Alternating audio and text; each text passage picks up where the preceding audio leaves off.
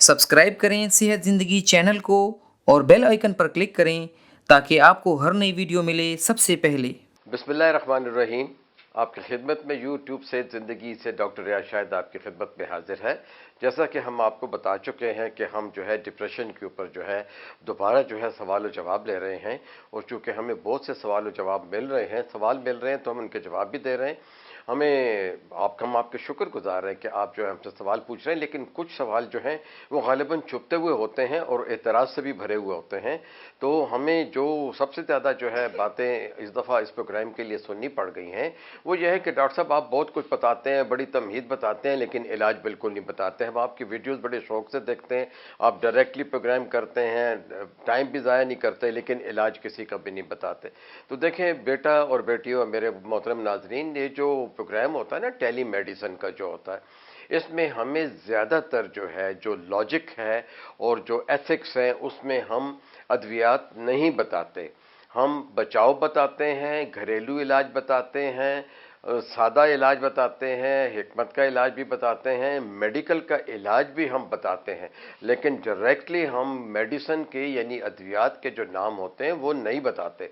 लेकिन चूँकि प्रोग्राम हमने डिप्रेशन का लिया है और इसके बाद हम दूसरी भी ज़हनी बीमारियां जो हैं उनको टच करेंगे, तो हम यकीनी तौर पे आपको बताएंगे, और वो इलाज सिर्फ डॉक्टर ही बता सकता है। क्योंकि ये प्रोग्राम जो है ये बहुत से नाजरीन जो है पाकिस्तान और पाकिस्तान से बाहर भी देखते हैं, तो उन मुल्कों में उन अद्वियात के नाम जो हैं वो बदले हुए होते हैं, और या उनके इंग्रेडिएंट थोड़े से मुख्तलिफ होते हैं।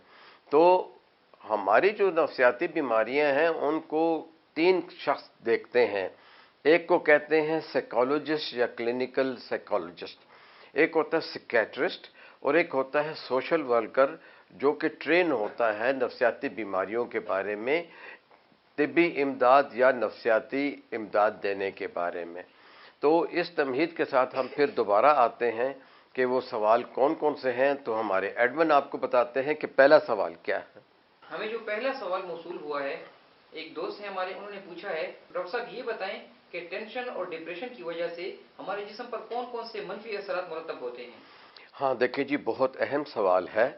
पहले तो ये सुन लीजिए कि जो ये डिप्रेशन या खफगान या उदास रहना, काम काज में दिलचस्पी कम हो जाना, चाहे वो किसी वजह से हो या कोई वजह उसकी ना हो, या उसकी वजह बहुत सारे स्ट्रेसेस हों, तो इसके असरात बदन पे पड़ते हैं। देखें, बहुत सी बीमारियां जो हैं डिप्रेशन की वजह से लंबी हो जाती हैं।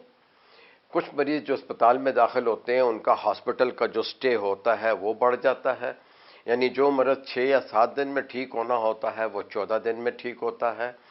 ऐसे लोगों को अमूमन जो है एलर्जी होती है, नज़ला होता है, ज़ुकाम होता है, इनको माइग्रेन होता है, सर दर्द रहता है, गर्दन के पट्टे अकड़े रहते हैं, पेट में तबखीर होती है, गैसेस होती हैं, और डिस्पेप्सिया होता है, खट्टे डकारें भी आती हैं, बदहज़मी भी होती है, पेट में दर्द भी महसूस करते हैं।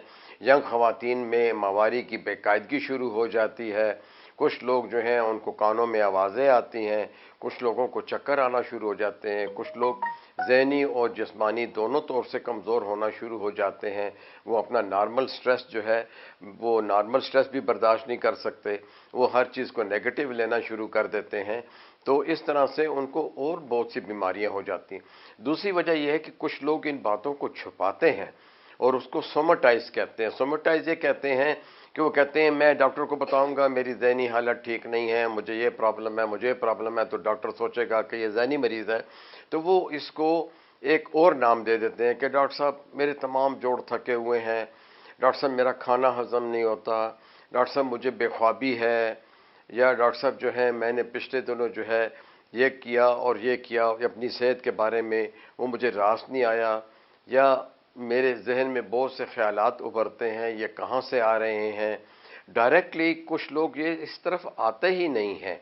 तो देखें, एक तो मैंने पिछले प्रोग्राम में बताया था कि दिल की बीमारी हो गई, हेपेटाइटिस हो गया, जोड़ों के दर्द और तकलीफ़ हो गई, कोई एक्सीडेंट हो गया, कोई माजूरी हो गई है, कोई और जैसे कि मिर्गी या एपिलेप्सी का मरीज़ है, या किसी वजह से आपका कोई एक हिस्सा जिस्म का मफलूज हो गया और आप अपने काम पे नहीं जा सकते, ये तमाम चीज़ें सेकेंडरी डिप्रेशन पैदा करती हैं।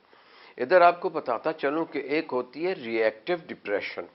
اب ری ایکٹیو ڈپریشن ان لوگوں کو ہوتی ہے جن کا کہ دماغ میں گرمی زیادہ ہو، غصہ زیادہ آتا ہو، اپنے جذبات پہ کنٹرول نہ ہو ان کو، اور وہ جو ہے ہر بات کو جلدی میں اجلت میں سمجھے بغیر اس کا جواب دیں، وہ کسی کی اور کی عزت یا پرسنالٹی کا خیال نہ کریں. مثال کے طور پہ آپ نے کوئی کام کیا اور آپ سمجھتے ہیں کہ آپ نے اچھا کیا اور آپ نے اپنے اسکول ٹیچر کو بتایا تو باقی اسٹوڈنٹس کو تو ایکسیلنٹ یا گڈ مل گیا یا ویری گڈ. آپ کو اتفاق سے ٹیچر جو ہے وہ لکھنا بھول گئے کہ ویری گڈ یا ایکسیلنٹ، یا اس نے کسی بچی کے یہاں چہرے کے اوپر پھول نہیں بنایا یا کوئی سٹار نہیں دیا.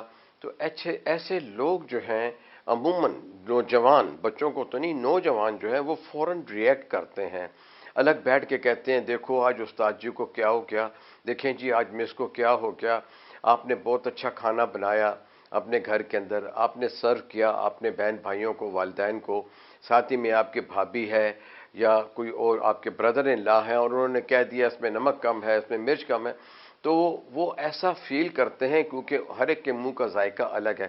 لیکن آپ ریئیکٹ کرتے ہو، اور آپ اگر ادھر ذرا بدتمیزی سے یا غصے سے ریئیکٹ کرو گے تو جہاں حالات خراب ہوں گے وہاں آپ کا ذہنی حالت بتائے گی کہ آپ ریئیکشن میں کچھ نہ کچھ کہہ رہے ہو خفا ہو کر.